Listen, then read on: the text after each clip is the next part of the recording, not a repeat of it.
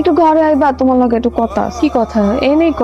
আসলে অনেকদিন ধরে কমু কমু করে কইতেছে না, তারপর আবার কবিতার বিয়া ঝামেলা আছিল। জরুরি কিছু না হইলে পরে শুনুন না। জরুরি কথাই, আসলে আমি আর রমজান একজন আরেকজনের ভালোবাসি। রমজান আমার এখন বিয়া করতেছে, ও তোমার লগে দেখা করবো। কোন রমজান? হালিম কাকার পোলা। হালিম কাকার পোলা রমজান? ওরে তুই চিনোস? ওর সম্পর্কে তোর কোনো ধারণা আছে?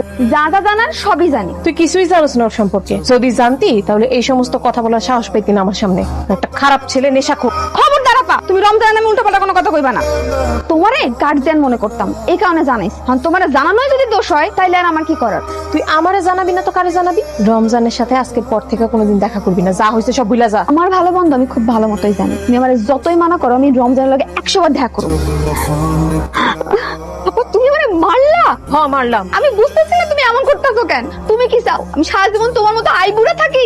নিজে তো জীবনে কারো জুটাইতে পারলা না, আমারে দেখে জ্বলে না।